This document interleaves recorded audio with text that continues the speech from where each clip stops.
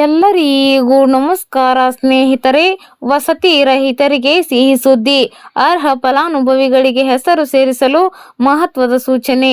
ನಿವೇಶನವಿಲ್ಲದ ಬಡ ಕುಟುಂಬಗಳಿಗೆ ಸರ್ಕಾರ ಸಿಹಿ ಸುದ್ದಿಯೊಂದನ್ನ ನೀಡಿದೆ. 2018ರ ಸಮೀಕ್ಷೆಯ ಸಂದರ್ಭದಲ್ಲಿ ತಾಂತ್ರಿಕ ಕಾರಣಗಳಿಂದ ಅಥವಾ ಇನ್ನಿತರೆ ಅಡೆತಡೆಗಳಿಂದ ವಸತಿ ಯೋಜನೆಯ ಪಟ್ಟಿಯಿಂದ ಹೊರಗುಳಿದಿರುವ ಅರ್ಹ ಫಲಾನುಭವಿಗಳನ್ನು ಗುರುತಿಸಿ ಅವರ ಹೆಸರನ್ನು ಸೇರ್ಪಡೆಗೊಳಿಸಲು ಈಗ ಅಂತಿಮ ಅವಕಾಶ ಕಲ್ಪಿಸಲಾಗಿದೆ. ರಾಜೀವ್ ಗಾಂಧಿ ವಸತಿ ನಿಗಮದ ನಿರ್ದೇಶನದಂತೆ ಪ್ರಧಾನಮಂತ್ರಿ ಆವಾಸ್ ಯೋಜನೆ ಅಡಿಯಲ್ಲಿ ಅರ್ಹತೆ ಇದ್ದರೂ ಪಟ್ಟಿಗೆ ಸೇರದವರನ್ನು ಪತ್ತೆ ಹಚ್ಚಲು ಸರ್ಕಾರ ಅನುಮತಿ ನೀಡಿದೆ. ಈ ಪ್ರಕ್ರಿಯೆಯನ್ನು ಗ್ರಾಮ ಸಭೆಗಳ ಮೂಲಕ ಮರುಪರಿಶೀಲಿಸಿ ಅರ್ಹರನ್ನು ಆಯ್ಕೆ ಮಾಡಲಾಗುವುದು ಎಂದು ಚಿತ್ರದುರ್ಗ ತಾಲೂಕು ಪಂಚಾಯತ್ ಕಾರ್ಯಾಲಯ ತಿಳಿಸಿದೆ.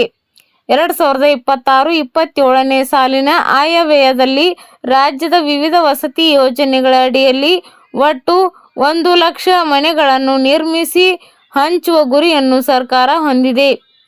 ಈ ಬೃಹತ್ ಯೋಜನೆಗಾಗಿ ಈಗ ಹೊಸದಾಗಿ ಅರ್ಹ ಫಲಾನುಭವಿಗಳ ಆಯ್ಕೆ ಪ್ರಕ್ರಿಯೆ ನಡೆಯುತ್ತಿದೆ.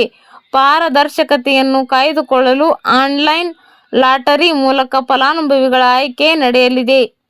ರಾಜೀವ್ ಗಾಂಧಿ ಗ್ರಾಮೀಣ ವಸತಿ ನಿಗಮದ ವೆಬ್ಸೈಟ್ನಲ್ಲಿ ದತ್ತಾಂಶ ಅಳವಡಿಸಲು 2026ರ ಮೇ 15 ಅಂತಿಮ ದಿನಾಂಕವಾಗಿದೆ.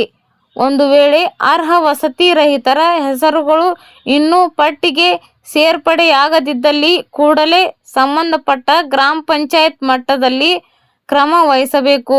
ನಿಗದಿತ ಸಮಯದ ನಂತರ ಯಾವುದೇ ಹೊಸ ಸೇರ್ಪಡೆಗೆ ಅವಕಾಶವಿರುವುದಿಲ್ಲ ಮತ್ತು ಅಂದಿನ ಪಟ್ಟಿಯನ್ನೇ ಅಂತಿಮ ಎಂದು ಪರಿಗಣಿಸಲಾಗುವುದು ಎಂದು ತಾಲೂಕು ಕಾರ್ಯನಿರ್ವಾಹಕ ಅಧಿಕಾರಿಗಳು ಎಚ್ಚರಿಸಿದ್ದಾರೆ. ಧನ್ಯವಾದಗಳು.